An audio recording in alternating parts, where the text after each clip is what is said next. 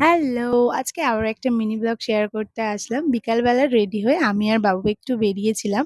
আজ যাচ্ছিলাম মসলান্দপুর স্টেশনে কারণ বনগাঁ থেকে সোনালি আসবে আর ওকে নিতেই আমরা এসছিলাম স্টেশনে। তো স্টেশনে আসার পর ১ম এই গাড়িটাকে গ্যারেজে রেখে আমরা ব্রিজের ওপর দাঁড়িয়ে ওয়েট করছিলাম। মানে ওভারব্রিজের ওপর দাঁড়িয়ে ওয়েট করছিলাম কখন ট্রেন আসবে। তো ট্রেন আসার পর সোনালিকে নিয়ে বাড়ি ফেরার পথে নিয়ে নিয়েছিলাম পুজোর জন্য ফুল।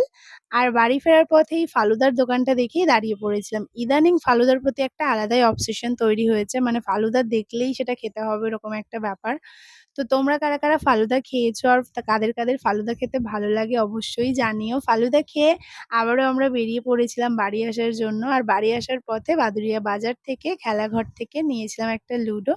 আর লুডো নিয়ে বাড়ি ফিরেই গরম, গরম দুধ চা খেলাম। আর তারপরেই দেখো কত্তগুলো ক্যান্ডিডেট সবাই মিলে বসে পড়েছি লুডো খেলতে। এদিকে লুডো খেলতে, খেলতে কত রাত হয়েছে এটাতে কিন্তু কারোর কোনো মাথা ব্যাথা নেই।